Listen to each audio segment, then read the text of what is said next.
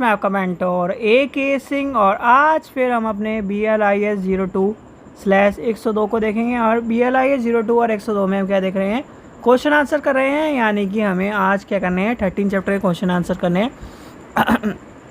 और हमारा कल ये कहीं ना कहीं चैप्टर ख़त्म हो गया था। आपको समिति, प्राधिकरण, ये सारी चीज़ें समझ में आ गई होगी। समिति का क्या उद्देश्य है, पुस्तकालय समिति कैसे बनती है, कहीं ना कहीं ये सारी चीज़ें आपको समझ में आ गई होगी। तो आज हमें क्या करना है, क्वेश्चन आंसर करने हैं। तो चलिए शुरू करते हैं। तो सबसे पहले क्या करना है, वीडियो को लाइक करना है, चैनल को सब्सक्राइब करना है, वीडियो को ज़्यादा से शेयर करना है, टेलीग्राम ग्रुप को ज्वाइन करके रखना है, जिससे आपको इंपॉर्टेंट इन्फॉर्मेशन टेलीग्राम पर मिलती रहे। तो यानी यूनिट नंबर 4 लेसन नंबर 13 और हमें क्या करना है, क्वेश्चन आंसर।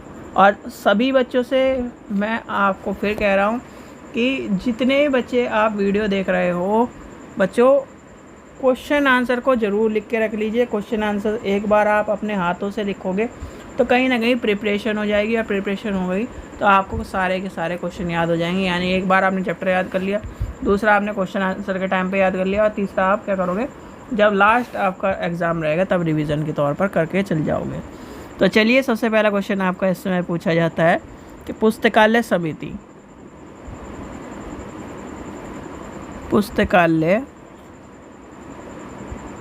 समिति से आप क्या समझते हैं, इसके उद्देश्य बताइए तथा पुस्तकालय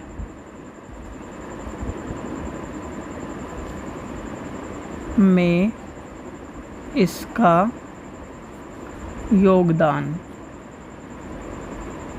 क्या है। ठीक है, तो ये आपको बताना है कि इसका योगदान क्या है। क्वेश्चन नंबर 2 देखते हैं।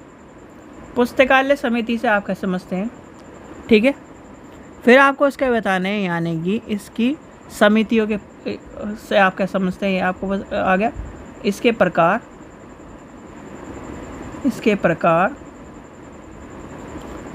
तथा आवश्यकताएं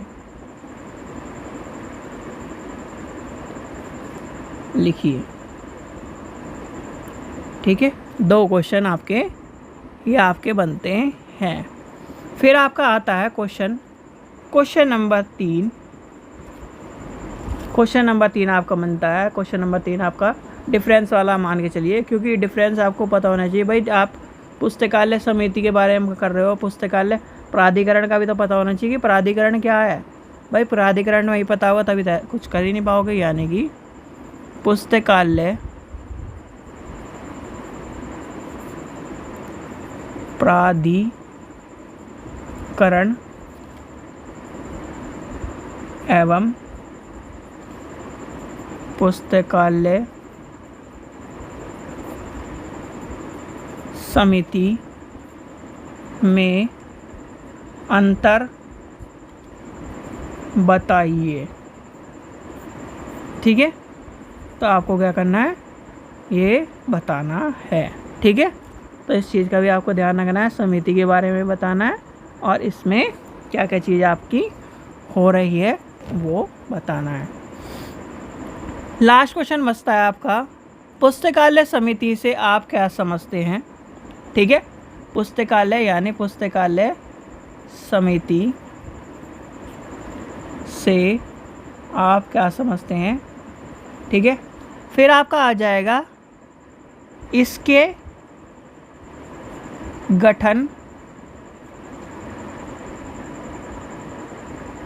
तथा कार्यों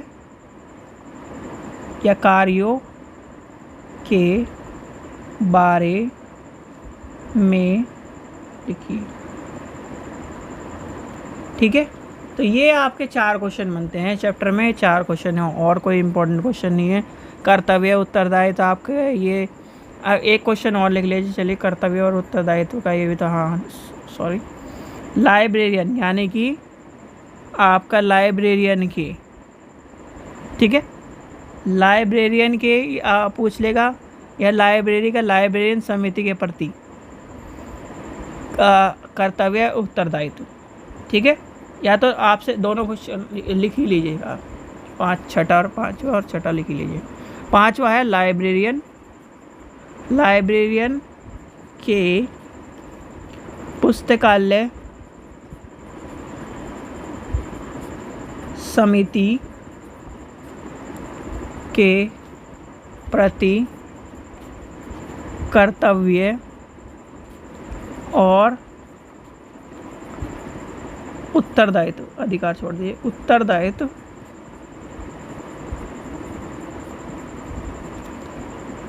को लिखिए। ठीक है, ये हो गया लाइब्रेरियन का। अब आता है लाइब्रेरी का। लाइब्रेरी का क्या, यानी कि एज इट इज़ लाइब्रेरी का क्या, यानी लाइब्रेरी का पुस्तकालय समिति के प्रति कर्तव्य और उत्तरदायित्व को लिखिए।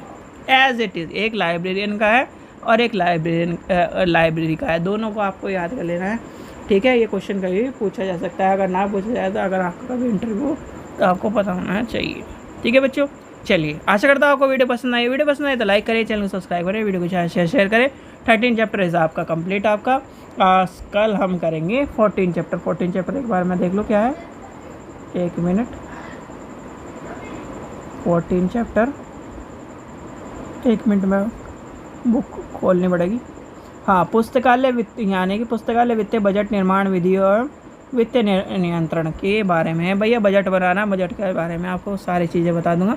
वित्तीय सिद्धांत, उसके मुख्य आंकड़े आ जाएंगे, निर्माण हो जाएगा और फिर मापदंड हो जाएंगे, फिर समय ध्यान रखा जाता है। तो आपको बता दिया था मैंने 1 अप्रैल से 31 मार्च तक की बात याद रखना। ठीक है, चलिए ठीक है बच्चों, थैंक यू।